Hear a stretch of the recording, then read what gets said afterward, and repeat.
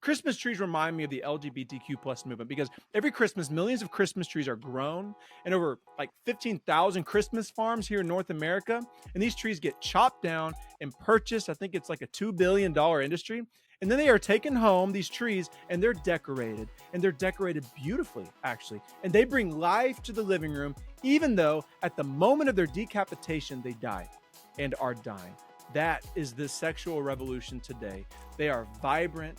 It is colorful. Everything is dolled up, but it's dead and it's dying. Here's an argument against those in support of things that kill our children. You got to know a guy named Wilhelm Reich. He died back in the 60s, but he demonically influenced so much of what we are seeing today. And we think we're new. We think this is modern and progressive. We are brave pioneers, but this started way back and it has been mounting up since. We are downstream of so much poison. So Wilhelm loved Sigmund Freud. You've probably heard that name. Just know this about Freud. Pleasure equals good. Not just a good time, but like morality, good. Okay, you got that? Because this is crucial for the argument. Morality, good and evil, is what brings pleasure or doesn't bring pleasure. So the highest pleasure, according to Freud, is sexual pleasure. That makes sense, right? Which gives sex a high moral value, which means that sexual activity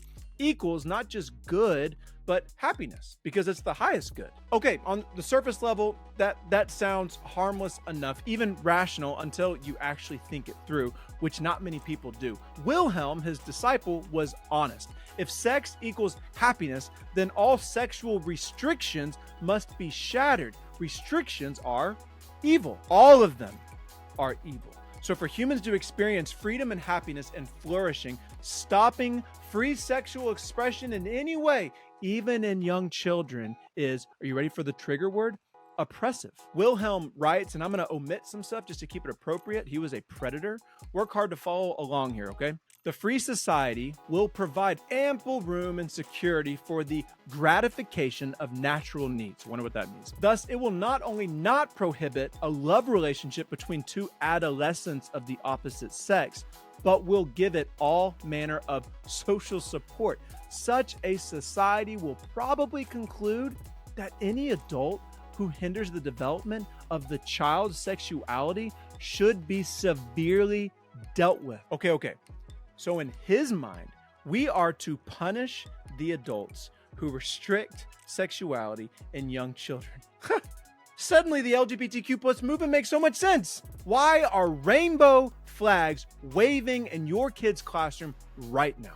Or your classroom if you're a student? Why are our kids learning about gender pronouns more than grammar pronouns? Because adults who hinder the development of the child's sexuality should be severely dealt with. Wilhelm is not this radical guy. He has influenced what we're seeing today. He's saying, let the children have at it sexually. But here comes the contradiction within himself, and we cannot let him get away with it. Carl Trueman's book, Strange New World, helped me so much to see this argument, and I am indebted to him for this. If the same boy of 15 were to induce 3-year-old girls into sexual games, or if he tried to seduce a girl of his own age against her will, such conduct would be antisocial. It would indicate that he is neurotically inhibited in his capacity to choose a partner his own age.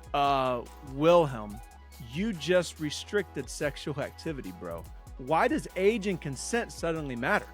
You just said hindering deserves severe punishment, and here you are hindering. You can't have both. You cannot have a safe 3-year-old and unhindered adolescent sexual activity. You choose one, but he can't. And he's trying to get away with it, and so is the LGBTQ plus movement. Child predation is masked with rainbow flags, drag queens expressing the little girl within them, freedom and rights. No. It's all about the children. And get the adults out of the way so that some adults can move back in. This is the contradiction. This is why child predators always support LGBTQ+. And people wonder why true Christians are against demonology like this sexual revolution. And it is demonology. So let's talk about it. Comment below, subscribe, share with a friend. See ya.